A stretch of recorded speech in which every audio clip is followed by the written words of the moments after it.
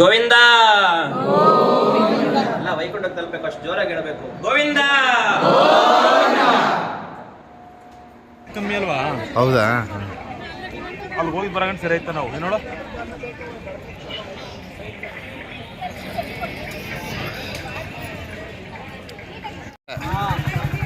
ನೋಡಿ, ಅಂಕೋಲೆ ಕಡ್ಡಿ ನಿಮಿಸಾಂಬ ದೇವಸ್ಥಾನದ ಎದುರು ಭಾಗದಲ್ಲಿ ಮಾರಾಟವನ್ನು ಮಾಡ್ತಾ ಇದ್ದಾರೆ. ಸೊ ಮನೆ ಮುಂದೆ ಕಟ್ತಾರಂತೆ, ಕಣ್ಣು ಹಸಿರಾಗದಿರೋ ಹತ್ರ, ದೃಷ್ಟಿ ಆಗದಿರೋ ರೀತಿ, ಹಾಗೆ ಪಾಯಕ್ಕೆಲ್ಲ ಹಾಕ್ತಾರಂತೆ. ಸೊ ಒಳ್ಳೆಯದಾಗುತ್ತೆ ಅಂತಕ್ಕಂಥ ಒಂದು ಸಲಹೆ ನೀಡಿರ್ತಾರೆ. ಸೊ ಇಲ್ಲೆಲ್ಲ ಕುದುರೆ ಸವಾರಿಯು ಸಹ ಇರ್ತದೆ ನೋಡಿ. ಮಕ್ಕಳನ್ನೆಲ್ಲ ಮೇಲೆ ಕುದುರೆ ಮೇಲೆಲ್ಲ ಕೂರಿಸಿ ಕುದುರೆ ಸವಾರಿ ಮಾಡಿಸ್ತಾರೆ. ಕೆಲವೊಂದು ಮಕ್ಕಳಿಗೆ ಇದ್ರ ಬಗ್ಗೆ ಒಂದು ತುಂಬ ಕ್ರೇಜ್ ಇದೆ. ಓಹ್, ಇಲ್ಲೊಂದು ಸೂಪರ್, ವೆರಿ ನೈಸ್. ನಿಮಿಸಾಂಬ ದೇವಾಲಯದ ಎದುರು ಭಾಗದಲ್ಲಿ ಕುದುರೆ ಸವಾರಿ ಸಹ ಇದೆ.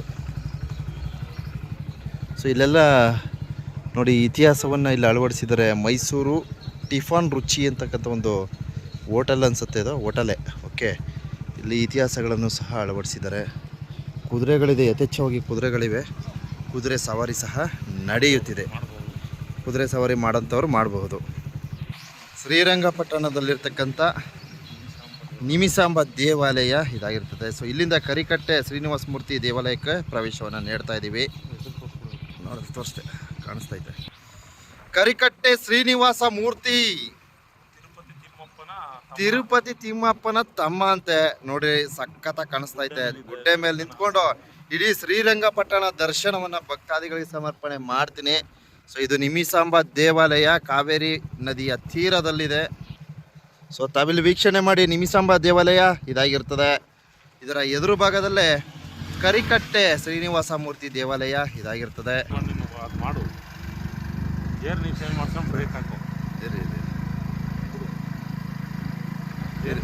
ಸಾಕು ಸಾಕು ಸಾಕು, ಇರಿ ಸ್ವಲ್ಪ ಲೆಫ್ಟ್ ಲೆಫ್ಟ್ ಲೆಫ್ಟ್.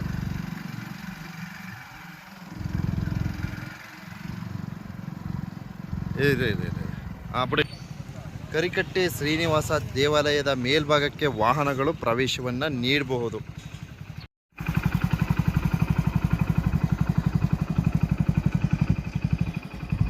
ಅಡ್ರೆಸ್ ಏನದು? ಎಕ್ಸ್ಲೇಟರ್ ಮಾತ್ರ ಅಟೆಂಡ್ ಮಾಡೋದು.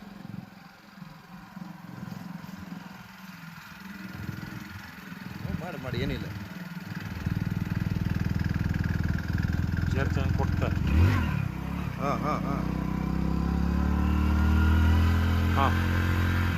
ಇನ್ನೂ ಕೊಡು ಏನಿಲ್ಲ, ಇಲ್ಲ ಇಲ್ಲ ಕೊಡಿ, ಏನಿಲ್ಲ. ಹೋಗ ಅದರಲ್ಲೇ. ಈಗ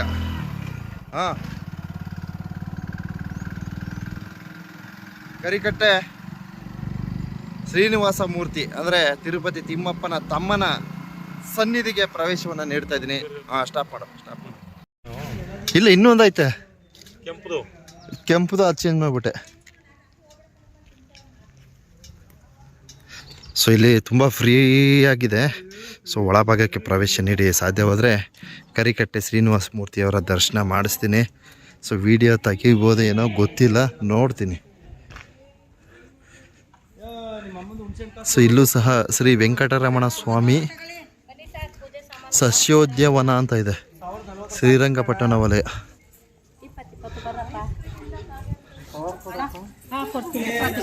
ಹಿರಿಯ ಮೇಡಮ್ ಬೇರೆದಕ್ಕೆ ಬಂದಿರೋದು.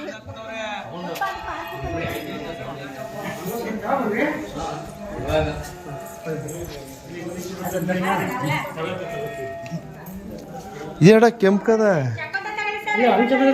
ಚಕ್ಕತ್ತ ಮೇಲ್ಗಡೆ ಒಂದಲ್ದಲ್ಲಿ ಗೊತ್ತಾ, ನಾನು ಕಿತ್ಕೊಬತ್ತಿದ್ನ ಪುಡಿ ಪುಡಿ ಮಾಡಿ ಕುಕ್ಕರ್ ಹಾಕ್ತಿದ್ವಲ್ಲ. ಚಕ್ಕೋತ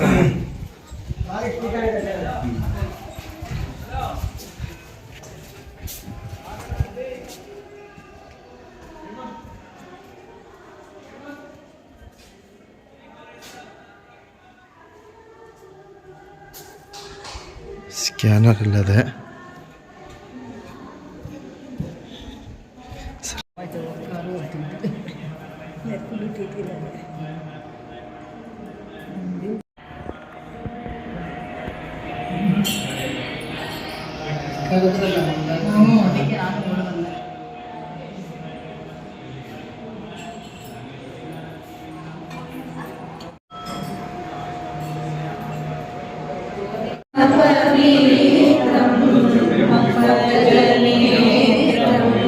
परम पवित्रं शङ्खचक्रधर चिन्मयरूपं वेङ्कटाचलनिलयम्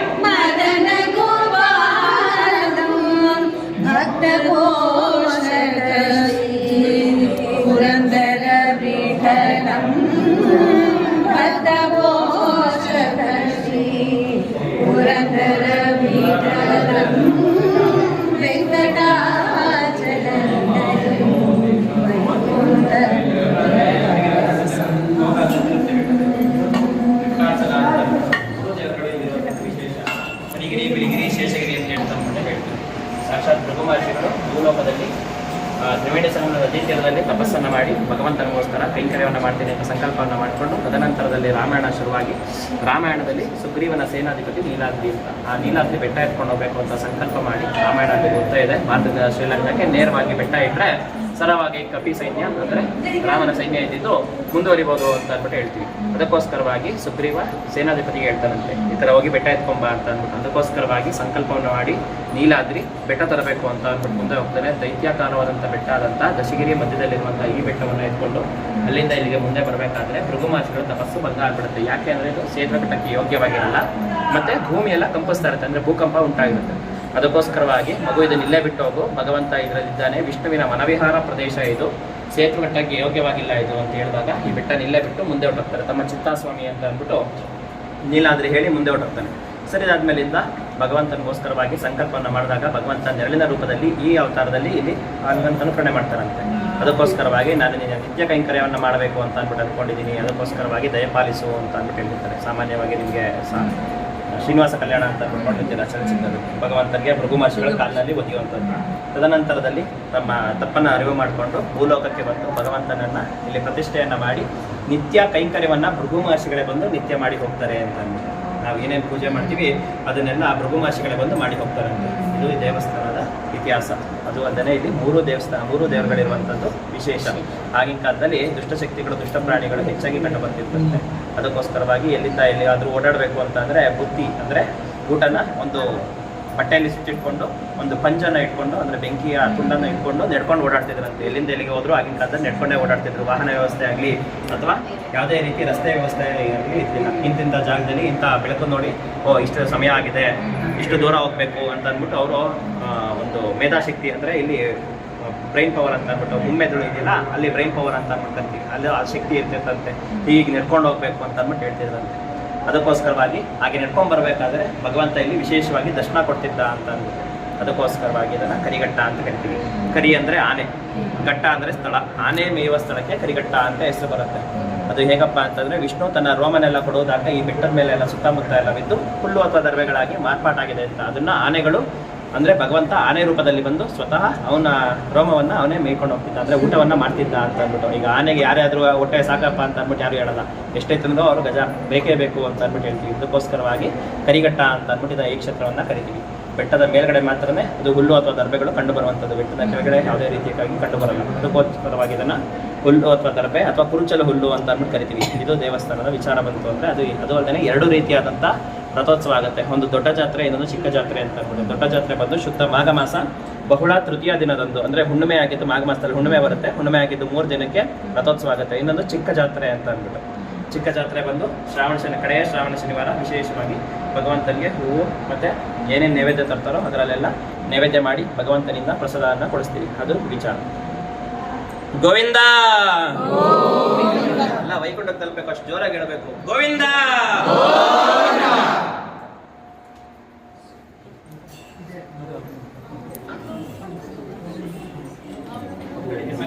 ಸ್ವಾಮಿ ನಮಃ ಲಕ್ಷ್ಮೀನಾರಾಯಣ ಯಸ್ಯಾಹ ಅನಂತರಾಮನಾಮನಃ ಕಾಕಿನಾಥನಮಃ ಗಾಯತ್ರಿನಾಮ್ಯಾಹ ರೇಖಾಶ್ವರಮ್ಯಾಹ ವಸ್ವನಾಮ್ಯಾಹ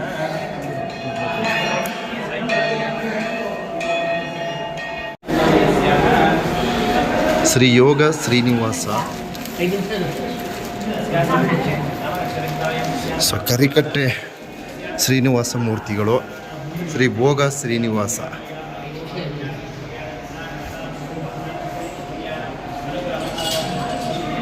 ಶ್ರೀ ವೆಂಕಟರಮಣ ಸ್ವಾಮಿಯವರ ದೇವಾಲಯ. ಲಕ್ಷ್ಮಿ ಅಲ್ವಾ? ಲಕ್ಷ್ಮಿ. ನರಸಿಂಹ. ಸೊ ಸುತ್ತ ಏನು ಈ ಒಂದು ಕರಿಕಟ್ಟೆ ಶ್ರೀನಿವಾಸ ಮೂರ್ತಿ ಸ್ವಾಮಿಯ ಸನ್ನಿಧಿಯ ದೇವಾಲಯದ ದರ್ಶನವನ್ನು ಭಕ್ತಾದಿಗಳು ಕಣ್ತುಂಬಿಕೊಳ್ಳಿ.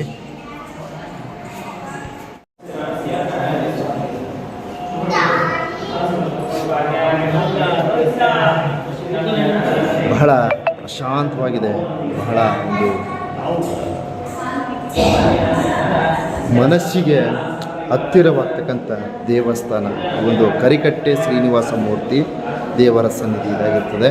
ಸೊ ಭಕ್ತಾದಿಗಳು ಶ್ರೀರಂಗಪಟ್ಟಣದಲ್ಲಿರ್ತಕ್ಕಂಥ ಈ ಒಂದು ಕ್ಷೇತ್ರಕ್ಕೆ ಆಗಮಿಸಿ ಈ ಒಂದು ಕ್ಷೇತ್ರದ ಪುಣ್ಯದ ಪ್ರತಿಫಲವನ್ನು ಪಡೆಯಲಿ ಅಂತ ವಿಡಿಯೋ ಮೂಲಕ ಕೈ ಮುಗಿದು ಮನವಿಯನ್ನು ಮಾಡಿಕೊಡ್ತೀವಿ.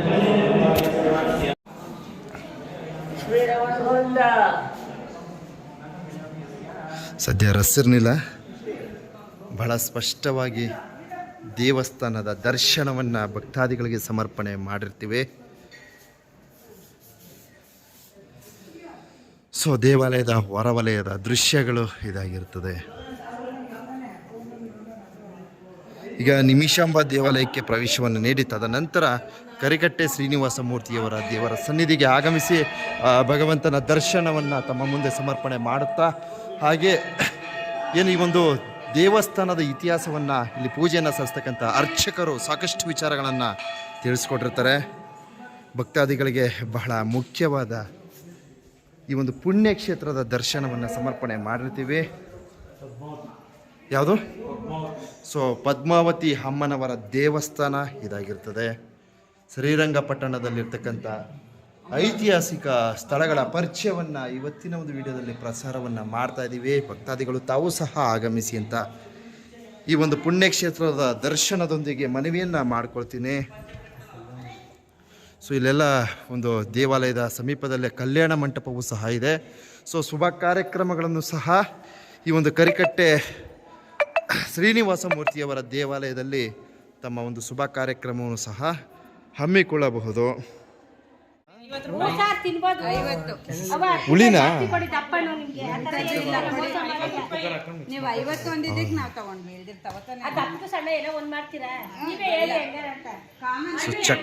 ಚೆಕ್ಕೋತಾ ಇದೆ.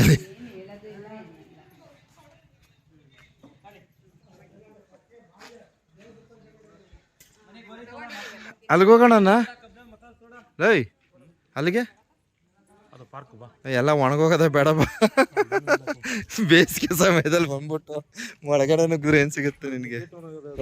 ಬಂಧುಗಳೇ, ಶ್ರೀರಂಗಪಟ್ಟಣದಲ್ಲಿರ್ತಕ್ಕಂಥ ಕರಿಕಟ್ಟೆ ಶ್ರೀನಿವಾಸ ಮೂರ್ತಿಯವರ ದೇವಾಲಯಕ್ಕೆ ಆಗಮಿಸಿ ಈ ಒಂದು ಪುಣ್ಯಕ್ಷೇತ್ರದ ದರ್ಶನವನ್ನು ಭಕ್ತಾದಿಗಳಿಗೆ ಸಮರ್ಪಣೆ ಮಾಡಿರ್ತೀವಿ. ನೆಕ್ಸ್ಟು ಮತ್ತೆ ಈ ಒಂದು ಶ್ರೀರಂಗಪಟ್ಟಣದ ಸಮೀಪದಲ್ಲಿರ್ತಕ್ಕಂಥ ಐತಿಹಾಸಿಕ ಸ್ಥಳದ ಯಾವುದಾದರೂ ಒಂದು ಸ್ಥಳಕ್ಕೆ ಪ್ರವೇಶವನ್ನು ನೀಡ್ತೀವಿ. ಸೊ ಇಲ್ಲೇ ಒಂದು ವಿವಾಹ ಶುಭ ಕಾರ್ಯಕ್ರಮಕ್ಕೆ ಆಗಮಿಸಿದ್ವೋ ಅದರ ಪ್ರಯುಕ್ತ ಒಂದಷ್ಟು ವಿಡಿಯೋ ದೃಶ್ಯಗಳನ್ನು ತೋರ್ಪಡಿಸಿರ್ತೀನಿ. ಸೊ ಈ ಒಂದು ಕರಿಕಟ್ಟೆ ಶ್ರೀನಿವಾಸ ಮೂರ್ತಿ ದೇವಸ್ಥಾನದ ಎದುರು ಭಾಗದಲ್ಲಿ ಇಲ್ಲೊಂದು ಉದ್ಯಾನವನ ಇದೆ. ನೋಡೋಣ. ಸೊ ನಾವು ಹೋಗೋದು ಬೇಡ ಅಂದ್ಕೊಂಡ್ವಿ, ಯಾಕಂದರೆ ಎಲ್ಲ ಒಣಗೋಗಿದೆ ಇಲ್ಲಿ. ಬೇಸಿಗೆಯ ಪ್ರಾರಂಭದ ದಿನ ತುಂಬ ಚೆನ್ನಾಗಿದೆ. ಸೊ ಪ್ರವಾಸಿಗರು ಭಕ್ತಾದಿಗಳು ಆಗಮಿಸಬಹುದು. ಒಂದು ಉದ್ಯಾನವನ್ನು ಇಲ್ಲಿ ನಿರ್ಮಿಸಿದ್ದಾರೆ, ಅಲ್ಟಿಮೇಟ್ ಆಗಿದೆ. ಓಹೋ ಲವ್ವರ್ಸು ನನಗೆ ಈ ಗಿವರ್ಸ್ ಅಂದ್ಬಿಟ್ರೆ ಪಿತ್ತ ನತ್ತಿಗೆ ಹತ್ಬಿಡ್ತದೆ ಕಲ. ಹಾಂ ಇದೆ. ಸೊ ಇಲ್ಲೊಂದು ಪರಗೋಲಿದೆ. ಈ ಒಂದು ಪರಗೋಲಲ್ಲಿ ವಿಶ್ರಾಂತಿಯನ್ನು ಪಡೆಯಬಹುದು. 10 ರೂಪಾಯಿ ಹಣವನ್ನು ಪಾವತಿ ಮಾಡಿ ಆಗಮಿಸಬೇಕಾಗತ್ತೆ. ಆಹಾ ಸಖತ್ ಕೂಲಾಗಿದೆ ಪ್ಲೇಸು. ಸೊ ಇದ್ರ ಮೇಲೆ ಹತ್ತಿದ್ರೆ ಚೆನ್ನಾಗಿ ಕಾಣಿಸೋದು, ಬಟ್ ಪ್ರವಾಸಿಗರಿಗೆ ಅನುಮತಿ ಇಲ್ಲ ಅಂತ ಹಾಕ್ಬಿಟ್ಟಿದ್ದಾರೆ, ಬೋರ್ಡ್ ಹಾಕಿದ್ದಾರೆ. ಬೇಸಿಗೆ ಆಗಿರೋದ್ರಿಂದ ಬೆಂಕಿ ಅನಾಹುತಗಳಾಗಬಾರ್ದು ಅಂತ ಪ್ರವೇಶ ನಿಷೇಧವನ್ನು ಮಾಡಿರ್ತಾರೆ. ಒಂಥರ ಅರಣ್ಯ ಪ್ರದೇಶ ಥರ ಕಾಣಿಸುತ್ತೆ, ಬಟ್ ಅರಣ್ಯವಲ್ಲ, ಇದೊಂದು ಗುಡ್ಡಗಾಡು ಪ್ರದೇಶ. ನೋಡಿ ಪಕ್ಷಿಗಳಿಗೆ ನೀರಿನ ಒಂದು ವ್ಯವಸ್ಥೆ ನೋಡಿ ಯಾವ ರೀತಿ ಮಾಡವ್ರೆ, ಆದರೆ ನೀರು ಹಾಕಿಲ್ಲ, ಅದೇ ಬೇಜಾರು. ನೀರು ಹಾಕ್ಬೇಕಿತ್ತು. ಸೊ ಪಕ್ಕದಲ್ಲೇ ಕಾವೇರಿ ನದಿ ಇದೆ, ಪಕ್ಷಿಗಳೇನು ಈ ನೀರನ್ನೇ ನಂಬ್ಕೊಂಡಿರಲ್ಲ.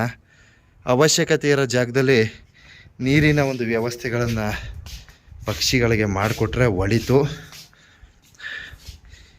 ಸೊ ಇಲ್ಲಿ ಒಂದು ಉದ್ಯಾನವನ ಇಲ್ಲಿ ಗಂಟ ಪ್ರವೇಶ ಇದೆ. ಇನ್ನು ಮುಂದೆ ಹೋಗ್ಬೋದಾ ಇಲ್ವಾ ಗೊತ್ತಿಲ್ಲ. ಸೊ ಇಲ್ಲಿಗೆ ಸಾಕು ಅನ್ಕೊಂತೀನಿ. ಓ ಇದೇ ರಸ್ತೆನೋ ಮೈಸೂರು ಟು ಬೆಂಗಳೂರು?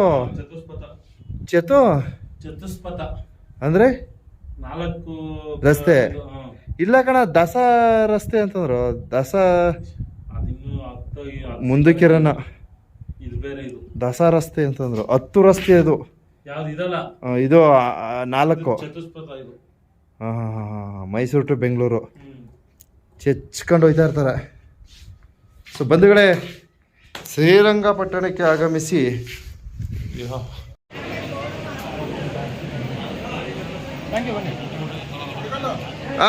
ಬಂದ್ವಿ 1 ನಿಮಿಷ ಬಂದ್ವಿ.